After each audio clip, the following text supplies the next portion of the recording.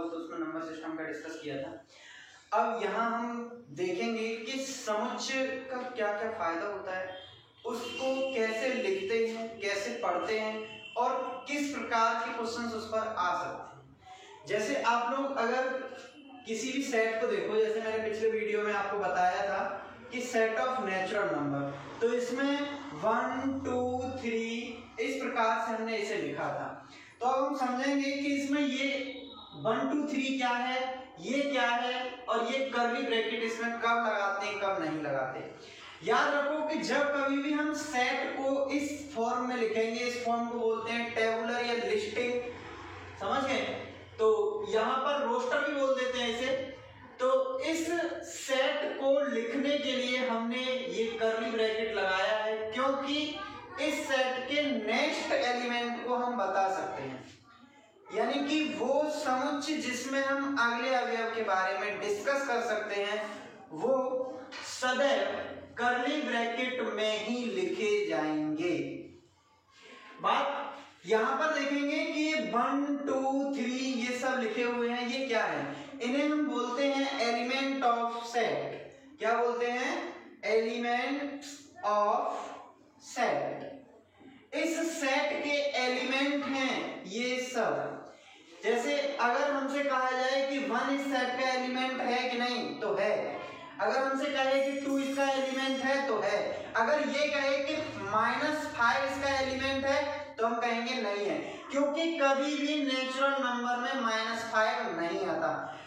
अब कभी किसी सेट को शो करने के लिए अगर बात कही जाए, जैसे सेट को हम निरूपित करते हैं, तो यहाँ पर ये जो लिखा होता है ये सदैव अंग्रेजी वर्णमाला का, यानी कि इंग्लिश अल्फाबेट जो है उसका कैपिटल लेटर लिखा जाता है। क्या लिखा जाता है? Capital letter. तो कैपिटल लेटर से हम सेट को डिनोट करते हैं, और जबकि इंग्लिश अल्फाबेट के स्मॉल लेटर से हम सेट के एलिमेंट को डिनोट करते हैं। और यही नहीं कि केवल स्मॉल लेटर वाले ही सेट बन सकते हैं, सेट के एलिमेंट कुछ भी हो सकते हैं। हम कुत्ता, बिल्ली, पृथ्वी कुछ भी लिख सकते हैं उसमें। तो सेट को नोट किया जाएगा तो उसे हम किसी भी नोटेशन से दर्शाएंगे, तो वो नोटेशन होना हमेशा कैपिटल लेटर ही चाहिए, ये याद रखिएगा। दूसरा नंबर, हम कहेंगे कि ये जो सेट के जितने भी एलिमेंट हैं, ये सेट के अंदर जो भी हमको दिखाई दे रहा है, जो सेट के सदस्य हैं, उनको हम पढ़ते हैं एलिमेंट या अवयव।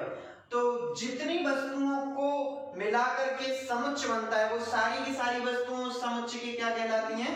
अवयव। इसके बाद हम पढ़ेंगे कि समुच्चय में जब अवयव इस प्रकार से दिए हुए हैं तो कैसे कैसे हम किसी भी क्वेश्चन में सेट का यूज करेंगे। तो अभी यदि हमसे ये क्वेश्चन दे दिया जाए,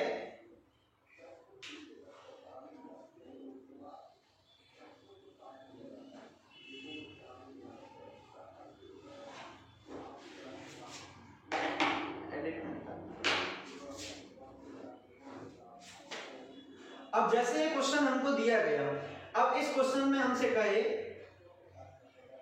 कि x² - 5x + 6 = 0 के मूलों का समुच्चय। अब ये बात आप लोगों ने 10th क्लास में पढ़ी है कि हम इसे कैसे सॉल्व करते हैं। अब मूलों का समुच्चय लिखने के लिए हमें ये क्वेश्चन दे दिया है, तो हम कैसे सॉल्व करेंगे? आप लोग जानते हो कि जब इसके फैक्टर करेंगे तो 6 के ऐसे फैक्टर होंगे कि प्लस करके 5 आ जाए, तो ये आ जाएगा x - 3 और x - 2 = 0। अब दो संख्याओं का मल्टीप्लाई 0 कब होता है? जब या तो ये वाली 0 हो या ये वाली 0 हो, या दोनों 0 हो जाए। तो हम कहेंगे x - 3 = 0 या x - 2 = 0। तो यहाँ पर हम देखेंगे x की वैल्यू 3 है और यहाँ पर x की वैल्यू 2 है। अब जो भी इक्वेशन को सेटिस्फाई करने वाली वैल्यू होती हैं, x की उन्हीं वैल्यूज को उस इक्वेशन के मूल कहा जाता है। क्या कहते हैं? मूल। तो हम देखेंगे कि इस समीकरण के मूलों का जो समुच्चय बनेगा उसको हम 2, 3 ऐसे भी लिख सकते हैं या 3, 2 ऐसे भी लिख सकते हैं। ये बात याद रखना कि इन दोनों में कोई भी फर्क नहीं है। क्यों नहीं है इन दोनों में कोई भी फर्क? क्योंकि इसके दोनों एलिमेंट हैं, इसके दोनों एलिमेंट हैं, आगे पीछे लिखने पर सेट पर कभी कोई फर्क नहीं पड़ता।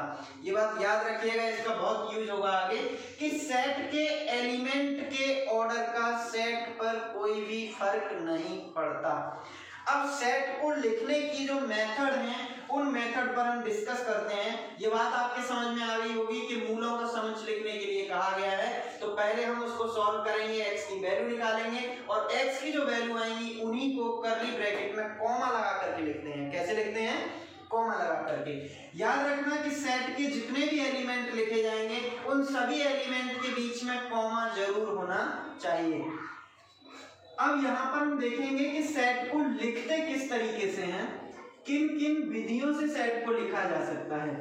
तो हम कहेंगे कि समुच्चय के निरूपण, समुच्चय के निरूपण, इसे हम कहते हैं निरूपण या नोटेशन ऑफ सेट। समुच्चय के निरूपण की दो विधियां हैं। कितनी विधियां हैं? दो। कौन कौन सी विधि है? पहली विधि है जिसे हम बोलते हैं रोस्टर विधि या इसे सूची विधि भी बोल देते हैं या इसे तालिका विधि भी बोल देते हैं। तीनों नामों में से किसी भी नाम से ये विधि आ सकती है। अगर हम इंग्लिश में देखेंगे तो रोस्टर को रोस्टर ही कहा जाता है, सूची को लिस्टिंग बोलते हैं और तालिका को बोलते हैं टेबुलर मेथड। आप लोग देख सकते हो कि रोस्टर मेथड भी बोल सकते हैं, लिस्टिंग भी बोल सकते हैं, टेबुलर भी बोल सकते हैं। आप लोग होम बोर्ड का एग्जाम दोगे, जो 11th क्लास के स्टूडेंट हैं उनके लिए सेट थ्योरी बहुत इंपॉर्टेंट चैप्टर है। अब यहाँ पर हम किसी भी नाम से यदि लिखवा रहे हैं तो कैसे लिखेंगे? वही तरीका होगा जो अभी मैंने पढ़ाया था। अब जैसे हमसे कहा गया कि एप्पल, ये हमसे कह दिया कि एप्पल के अक्षरों का समुच्चय रोस्टर विधि में लिखो। रोस्टर विधि में लिखो, यानी कि हमको सेट लिखना है रोस्टर मेथड में। रोस्टर मेथड में हम कैसे लिखेंगे? याद रखो, मैंने अभी बताया था कि सेट को कैपिटल लेटर से शो करेंगे। हमने सेट कोई भी कैपिटल लेटर मान लिया, ए मान लो, बी मान लो, कुछ भी मान लो, एम मान लिया हमने, ठीक है। अब एप्पल दिया हुआ है तो ए कैपिटल दिया है तो हम कैपिटल ए यहाँ पर लिखेंगे क्योंकि ये हमको दिया गया है क्वेश्चन में। अगर हम अपने ओर से लिखते, हमसे कह दिया जाता कि सेब की अंग्रेजी का जो टोटल अक्षर बनेंगे उन सभी अक्षरों का समुच्चय लिखिए। तो सेब की अंग्रेजी आप जानते हो एप्पल होती है, लेकिन वहां हम कैपिटल ए नहीं लिखते, वहां स्मॉल ए लिखते। तो यहाँ पर हम लिखेंगे A P P L E, लेकिन ये सेट हम देखेंगे तो ये सेट गलत हो जाएगा। क्यों? क्योंकि कभी भी समुच्चय में अवयवों का रिपीटेशन नहीं होता। इतनी बात याद रखना कि समुच्चय में अवयवों का रिपीटेशन कभी भी हम नहीं करेंगे, तो इसीलिए सेट में ये P नहीं आएगा। तो इस P को हमें नहीं लिखना है, केवल जो सेट बनेगा वो इतना बनेगा। आप लोग ये बात याद रखिएगा, ठीक है। तो मैंने अभी इसमें 3 बातें बताई। पहले वाले क्वेश्चन में बताई थी कि ऑर्डर का कोई भी महत्व नहीं होता। दूसरा, हम इस विधि को 3 नामों से जानते हैं। इस विधि में यदि हम क्वेश्चन को लिखेंगे तो याद रखिए कि सेट में कभी भी एलिमेंट का रिपीटेशन नहीं होता। ये बात अच्छे से ध्यान रखनी है। इसके बाद में यही विधि जो सूची में लिखा हुआ है, इसी को यदि हम समुच्चय निर्माण विधि में लिखेंगे, जो दूसरी विधि है उस पर हम चर्चा करेंगे। तो दूसरी विधि का हम अगर नाम लिखेंगे तो वो होगा समुच्चय निर्माण विधि। समुच्चय निर्माण विधि को हम इंग्लिश में कहते हैं सेट बिल्डर फॉर्म। इसे गुण विधि के नाम से भी जाना जाता है। आप लोग दूसरी विधि का नाम लिखोगे तो ये हो जाएगी समुच्चय निर्माण विधि।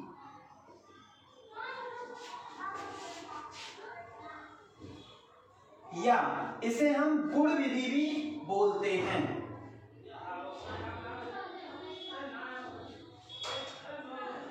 आप लोग ध्यान से देखो, सेट बिल्डर फॉर्म या प्रॉपर्टी मेथड। गुण का मतलब आप जानते हो, इसे प्रॉपर्टी बोला जाता है।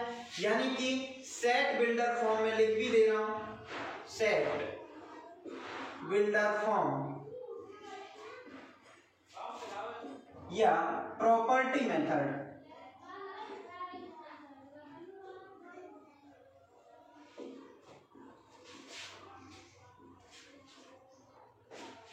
अब आप लोग याद रखिएगा कि इस विधि में और इस विधि में थोड़ा सा डिफरेंस है। क्या डिफरेंस है कि यहाँ पर सारे एलिमेंट हमको स्पष्ट दिखाई देते हैं, पर इस विधि में टोटल एलिमेंट स्पष्ट दिखाई नहीं देते। अब इसी क्वेश्चन को यदि हम इस विधि में लिखेंगे सेट बिल्डर में, तो कैसे लिखेंगे? पहले सेट बिल्डर का थोड़ा सा बेसिक समझिएगा कि सेट बिल्डर को लिखते कैसे हैं। जैसे हमने कोई सेट लिखा, कोई सेट हमने ले लिया A, इस सेट को हमने लिखा X such that P of X। इतना ध्यान से समझना, अगर इसे समझ लिया तो समझ लेना कि सेट में कभी प्रॉब्लम नहीं आएगी। A की वैल्यू है ये X, यानी कि A जो सेट है वो अवयव X के उन सभी मानों का समुच्चय होगा, या X के उन सभी वैल्यू का समुच्चय होगा जो वैल्यू इस प्रॉपर्टी को, P का मतलब यहाँ कोई फंक्शन नहीं है, ये कोई प्रॉपर्टी शो कर रहा है X के लिए, यानी कि X उन सभी अवयवों को शो करेगा जो P को सेटिस्फाई करेंगे। जैसे कि हम कहें कि मैं अपना नाम बताऊं, मेरा नाम प्रशांत भारद्वाज, मैं अलीगढ़ में रहता हूं, तो हम कहेंगे कि A कौन है? उस व्यक्ति का समुच्चय है जो अलीगढ़ में रहता है, तो मैं कहूंगा A = प्रशांत भारद्वाज। अब आगे का सिस्टम क्या है? ये है मेरा गुण कि मैं कहाँ रहता हूँ, अलीगढ़ में। तो मैं इस समुच्चय का एलिमेंट जब ही बन सकता हूँ जबकि मैं इस गुण को संतुष्ट करूंगा। कौन से गुण को? जो इसमें ये कह रहा है कि ये Px को संतुष्ट करता है। ठीक है, अब इसके बाद बहुत ध्यान से समझिएगा हम कैसे करेंगे आगे। इस क्वेश्चन को जो अभी हमने लिखा था ये मिट गया गलती से, तो अब इसे हम इसी विधि से लिखेंगे। कैसे लिखेंगे? तो इस सेट को हमने लिखा M = X such that,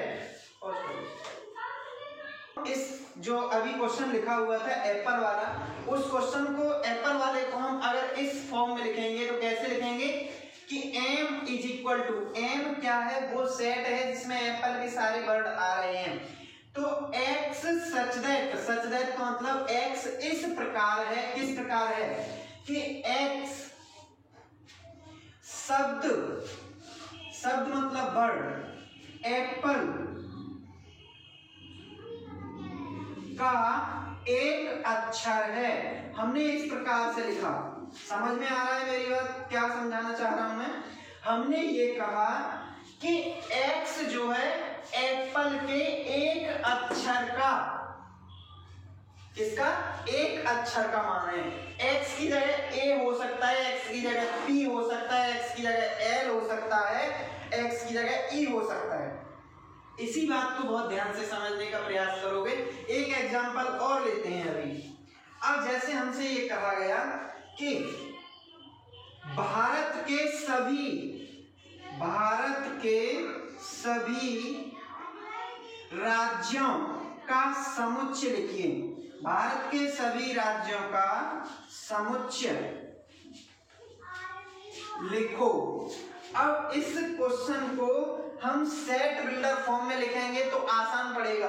her question को रोस्टर फॉर्म में नहीं लिखा जा सकता, याद रखना, क्योंकि बहुत सारे एलिमेंट की जब बात करी जाती है तो वहां पर सबसे ज्यादा उपयोगी विधि है ये, जिसे हम समुच्चय निर्माण विधि कहते हैं।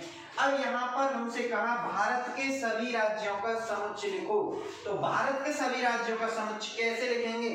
अब अगर हम भारत के सभी राज्यों को कॉमा लगा करके लिस्ट बना करके लिखेंगे, काफी समय लगेगा। तो हम क्या करेंगे कि हमने कोई सेट मान लिया जो ए से डिनोट किया जा रहा है।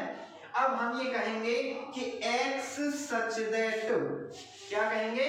x सच दैट, x इस प्रकार है। अब ए में केवल वही तो एलिमेंट आएंगे जो भारत के राज्य को प्रदर्शित करेंगे। क्या और कोई एलिमेंट आ सकता है? नहीं आ सकता, क्योंकि हमने कहा कि वही समुच्चय होना चाहिए जिसमें भारत के सभी राज्यों के ही नाम आ सकें। तो हम कहेंगे a is equal to x, x इस प्रकार है कि x भारत का एक राज्य, भारत का एक राज्य। अब एक राज्य से ये मत सोचना कि कोई एक राज्य नहीं, कोई सा भी राज्य हो सकता है, लेकिन वो होगा भारत का ही कोई एक राज्य। इसका मतलब ये है कि वो भारत का ही कोई एक राज्य है जो यहाँ x को शो करेगा। तो x कौन हो सकता है? भारत के किसी एक राज्य का नाम। तो भारत का एक राज्य है, इस प्रकार से हम इसे लिखेंगे। अब ऐसे ही क्वेश्चंस को जब सेट बिल्डर फॉर्म में लिखना पड़े तो देखो, अगर हम लिस्ट बनाकर लिखते तो हो सकता है हमें भारत के सभी राज्यों के नाम भी ना पता हो, तो भी क्वेश्चन हम कर सकते हैं। कैसे? इस फॉर्म में लिख करके। तो ये फॉर्म सबसे ज्यादा इंपॉर्टेंट है। आप लोगों को ये दोनों विधि, समुच्चय के अवयव, समुच्चय में एलिमेंट को लिखने के ऑर्डर पर कोई फर्क नहीं पड़ता है, ये सारी बातें याद रखनी है। इसके बाद में नेक्स्ट वीडियो में आप लोगों को कुछ इंपॉर्टेंट क्वेश्चन बताऊंगा जिनके माध्यम से सेट को लिखना और क्लियर हो जाएगा, और फिर हम सेट को एक निश्चित क्रम में बढ़ाते रहेंगे। आप लोग कंप्लीट वीडियो देखिएगा। मैं उम्मीद करता हूं कि मेरे बताए हुए टॉपिक को पढ़ने के बाद आपको कभी भी ट्यूशन पढ़ने की आवश्यकता नहीं पड़ेगी। ठीक है, बहुत बहुत धन्यवाद।